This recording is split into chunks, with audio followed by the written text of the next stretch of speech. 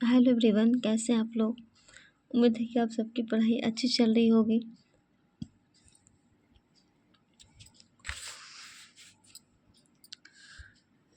आज का क्वेश्चन है, निम्नलिखित में से किन्हीं दो पर संक्षिप्त टिप्पणियाँ लिखें।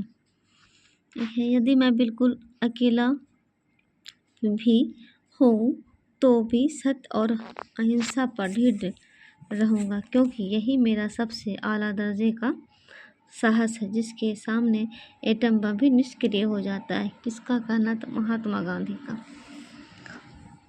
तो गांधी जी के लिए सत्याग्रह का अर्थ सभी प्रकार के अन्याय, अत्याचार और शोषण के खिलाफ शुद्ध आत्मबल का प्रयोग करने से था। गांधी जी का कहना था कि सत्याग्रह को कोई भी अपना सकता है। उनके विचारों में सत्याग्रह उस बरगद के वृक्ष के समान था जिसकी असंख्य शाखाएं होती थीं। गांधी जी का मानना था कि सत्याग्रह में अपने विरोधी के प्रति हिंसा के लिए कोई स्थान नहीं है। धैर्य व सहानुभूति से विरोधी को उसकी गलती से मुक्त करना चाहिए, क्योंकि जो एक को सत्य प्रतीत होता है वही दूसरे को गलत दिखाई दे सकता है। धैर्य का तात्पर्य कष्ट सहन से है, इसलिए इस सिद्धांत का अर्थ हो गया विरोधी को कष्ट अथवा पीड़ा देकर नहीं, बल्कि स्वयं कष्ट उठाकर सत्य का रक्षण करना। गांधी जी कहते हैं, हिंद स्वराज में लिखते हैं, निष्क्रिय प्रतिरोध एक चौमुहा खड्ग है। इसे किसी भी तरह इस्तेमाल किया जा सकता है।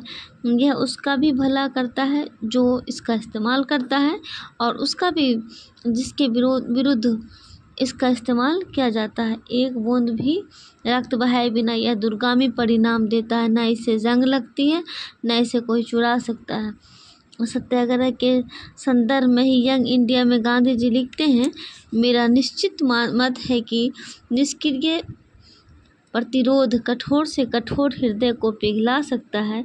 यह एक उत्तम और बड़ा ही कारगर उपचार है। यह परम शुद्ध शस्त्र है।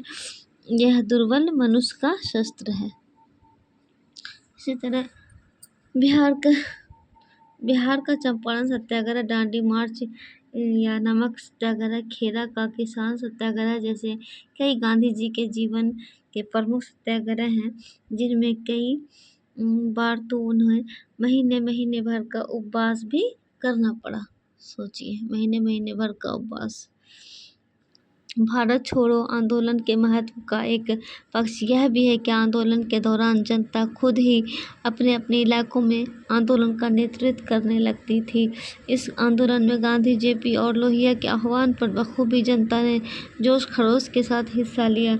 भारत छोड़ो आंदोलन के दौरान ही जयप्रकाश नारायण, डॉक्टर राम मनोहर लोहिया, अरुणा आसफ अली जैसे नेता नायक की तरह उभर कर सामने आए। सन 1857 के पश्चात देश की आज़ादी के लिए चलाए जाने वाले सभी आंदोलनों में सन 1942 का भारत छोड़ो आंदोलन सबसे विशाल और सबसे तीव्र आंदोलन साबित हुआ, जिसके कारण भारत में ब्रिटिश राज की नींव पूरी तरह से हिल गई।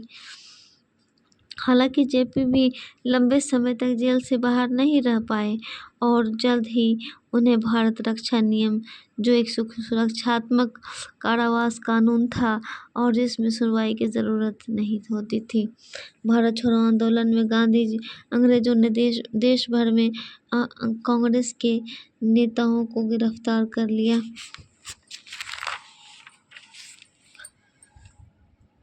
जून 1946 में लोहिया को छोड़ा गया, जब गांधी जी ने जोर देकर कहा कि वह लोहिया और जयप्रकाश के बिना शर्त रिहाई के बाद ब्रिटिश शासकों के साथ बातचीत शुरू करेंगे।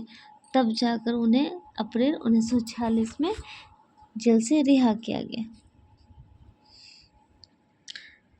तुम मुझे खून दो, मैं तुम्हें आज़ादी दूंगा, दिल्ली चलो और जय हिंद जैसे नारों से सुभाष चंद्र बोस ने भारतीय स्वतंत्रता संग्राम में नई जान फूंकी थी। उनके जोशीले नारों ने पूरे भारत को एकता के सूत्र में बांधने का काम किया। उनके ये कुछ ऐसे नारे हैं जो आज भी राष्ट्रीय महत्व के अवसरों पर हम याद दिलाते रहते हैं कि हम एक हैं। वो है, कदम कदम बढ़ाए जा, खुशी की गीत गाए जा, ये जिंदगी है कौम की, तू कौम पे लुटाए जा, तो शेर ए हिंद आगे बढ़, मरने से तू कभी न डर, उड़ा के दुश्मनों का सर, जोश से वतन बढ़ाए जा। तो ये छोटा सा मेरा था केबीसी नैनो से question PYQ answer mains PYQ का क्वेश्चन है केबीसी नैनो से। बताइएगा कि ये छोटा सा क्लिप कैसा लगा आपको। Okay, thank you.